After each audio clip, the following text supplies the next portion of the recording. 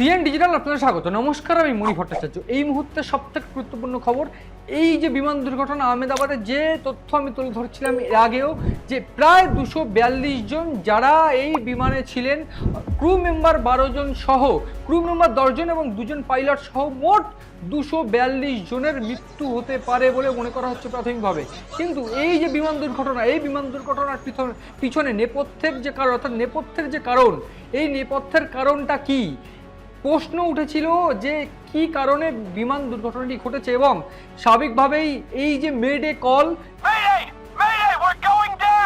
যে মেডে কল করা হয়েছিল পাইলটদের তরফ থেকে এটিসির কাছে, এবং এটিসির তরফে যখন যোগাযোগ করা হয়, কোনো যোগাযোগের সময় কিন্তু তারা পায়নি, এবং সেই যোগাযোগ করলেও কিন্তু কোনোভাবে তাদের সাড়া পাওয়া যায়নি। ঠিক ততক্ষণের মধ্যেই কিন্তু এই বিমান দুর্ঘটনাটি ঘটে গিয়েছে। যে তথ্য আমাদের কাছে এসে পৌঁছচ্ছে যে ইতিমধ্যে এনডিআরএফ এবং এনএসজিকে কিন্তু এই ঘটনার মোকাবিলায় নামানো হয়েছে। কিন্তু প্রশ্ন উঠছে যে কেন এবং কি কারণে প্রাথমিকভাবে এই দুর্ঘটনা ঘটতে পারে।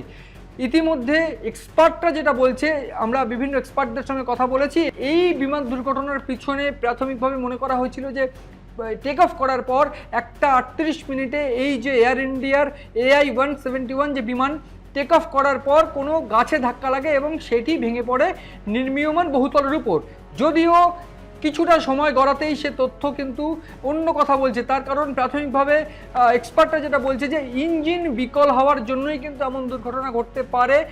তার কারণ বাইরে থেকে ফ্লাইটের কোনোভাবে অগ্নিসংযোগ বা কোনো কিছুই কিন্তু দেখা যায়নি, স্বাভাবিক কিন্তু দেখা গিয়েছিল টেক অফ করার পর। কিন্তু যে ভিডিওটি ভাইরাল হয়েছে সেখানেও দেখা গিয়েছে যে হঠাৎ করে বিমানটি কিন্তু উঠতে উঠতে 625 ফুট উপর থেকে কিন্তু আস্তে আস্তে নামতে শুরু করে, এবং এই 625 ফুট উপর যে তথ্য আমি আপনার সামনে তুলে ধরছি, যে 625 ফুট উপরে কিন্তু বিমানটি পৌঁছেছিল, এবং এরপর সেই বিমানটি কেন দুর্ঘটনার কবলে পড়লো, এক্সপার্টরা যেটা বলছে যে কোনোভাবে কিন্তু বার্ড ইঞ্জেকশন হতে পারে, অর্থাৎ কোনোভাবে বিমানের ইঞ্জিনের মধ্যে এই পাখি ঢুকে যেতে পারে, এবং সেই জন্যই কোনোভাবে কিন্তু বিমানের যে ইঞ্জিন ফেলার হতে পারে। আদারওয়াইজ কোনো রকমভাবে টেকনিক্যাল কোনো কারণে যদি বিমানের যে ইঞ্জিন ফেলিওর হতে হয়, সেক্ষেত্রে কেন সেই বিমানটি আগে ভালোভাবে পুঙ্খানুপুঙ্খ তদন্ত করা হলো না, বা পুঙ্খানুপুঙ্খভাবে চেক করা হলো না বিমানটা, সে প্রশ্ন কিন্তু উঠছে। এবার আপনি হাইট নিয়ে যে উড়ে বেরিয়ে যাবেন, ঘুরে আসবেন, আপনি তো কিছুই করতে পারছেন। আপনার মেন যে আপনার হার্ট ফেলিয়ার হলে আপনি কিছু করতে পারবেন? Engine is the heart of the aircraft. That is what sustains it. That is what makes it climb to such heights and all that, and makes it move. দেখুন, engine ফেলে দুটো কারণে হতে পারে। ফিউল স্টারভেশনের জন্য হতে পারে, বা বার্ড স্ট্রাইকের জন্য, বা কোনো ফরেন ইনজেকশন। পাখি ইঞ্জিনে ঢুকে গেলে engine can fail. Foreign injection can be bird যদি হয়ে থাকে তাহলে খুবই দুশ্চিন্তার ব্যাপার। আমাদের কলকাতা এয়ারপোর্টে কিন্তু এসব অনেক কমে গেছে। এই ঘটনার পর কিন্তু প্রশ্ন উঠতে শুরু করেছে যে আমাদের ভালোবাসার শহর কলকাতা, এবং আমাদের ভালোবাসার এই যে কলকাতায় কি এই ধরনের বিমান দুর্ঘটনা ঘটতে পারে? আমরা সবাই জানি যে ইতিমধ্যে কলকাতা বিমানবন্দরের আশেপাশে গজিয়ে ওঠা যে বহুতলগুলো, সেই বহুতলগুলো কিন্তু প্রশ্নচিহ্নের মুখে পড়ছে এই ঘটনার পর। তার কারণ যদি দেখা যায়, একদিক থেকে রাজারহাট নিউ টাউনের CC2 বা বিভিন্ন যেসব বহুতল রয়েছে, সেই সব বহুতলের পাশাপাশি মধ্যমগ্রাম বারাসাতেও কিন্তু বহু বহুতল গজিয়ে উঠেছে, যেগুলো এই আহমেদাবাদের মতনই। কারণ আহমেদাবাদে যে ঘটনাটি ঘটেছে, যে এক্সপার্টরা যেটা বলছে যে কোনোভাবে যদি সময় পাওয়া যেত বা যদি ফাঁকা কোনো মাঠ পাওয়া যেত, সেক্ষেত্রে কিন্তু টেক অফ করা সম্ভব হতে পারত।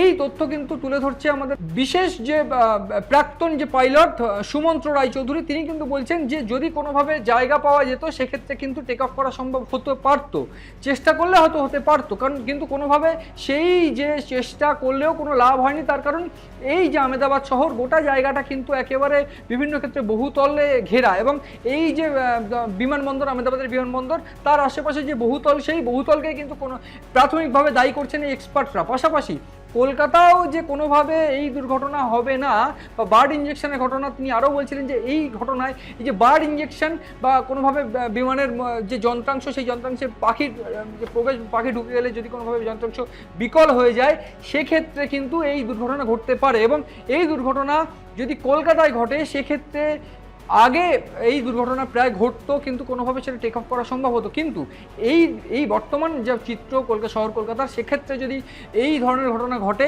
সেক্ষেত্রে এই ইকো পার্ক ছাড়া কিন্তু কোনোভাবে ল্যান্ড করার জায়গা নেই। ফলে এই যে চিত্রটা, যে ব্যাকআপ হিসেবে কিন্তু এই ইকো পার্কের একটা জায়গা কিন্তু পাওয়া যেতে পারে বলে মনে করছেন বিশিষ্ট যারা এক্সপার্টরা রয়েছেন বা পাইলটরা যারা রয়েছেন। ফলে কলকাতায় এইরকম যদি দুর্ঘটনা ঘটে, সেক্ষেত্রে মধ্যমগ্রাম, বারাসাত সহ এই রাজারহাট নিউটাউন চত্বরের যে বহুতল যেসব জায়গাগুলো গজিয়ে উঠেছে, সেক্ষেত্রে যদি এরকম দুর্ঘটনা ঘটে, সেক্ষেত্রে বহু মানুষের কিন্তু মৃত্যু হতে পারে বলে মনে করছেন এই এক্সপার্টরা। পাশাপাশি এই যে বিমান দুর্ঘটনা, ইতিমধ্যে নরেন্দ্র মোদী তিনি গুজরাটের উদ্দেশ্যে রওনা দিয়েছেন এবং পাশাপাশি অমিত শাহ সহ বিভিন্ন মন্ত্রী যারা তারা কিন্তু পৌঁছেছেন এবং এই ঘটনাস্থল পরিদর্শন তারা করবেন এবং এরপর স্বাভাবিকভাবেই এই যারা দুর্ঘটনাগ্রস্ত তাদের পরিবারের পাশে থাকার বার্তা কিন্তু ইতিমধ্যে দেওয়া হয়েছে। এবং আমি যে তথ্য উল্লেখ করতে চাইবো যে এই বিমানে কিন্তু ইতিমধ্যেই যে তথ্য এসে পৌঁছেছে 169 জন ভারতীয় ছিল এবং 53 জন ব্রিটিশ নাগরিক ছিল, তার মধ্যে একজন কানাডা এবং 7 জন পর্তুগালের নাগরিক ছিল। ফলে এই যে এত বড় একটা বিমান দুর্ঘটনা, সেই বিমান দুর্ঘটনা যদি কলকাতায় হয়, সেক্ষেত্রে কিন্তু আরও বড় দুর্ঘটনা বা আরও বেশি সংখ্যক মৃত্যু হতে পারে বলে সাধারণ মানুষ মনে করছে এবং এক্সপার্টরা মনে করছে। গোটা ঘটনা নজর রয়েছে আমাদের, নজর রাখুন আপনারাও সিএন ডিজিটালের পাতায়।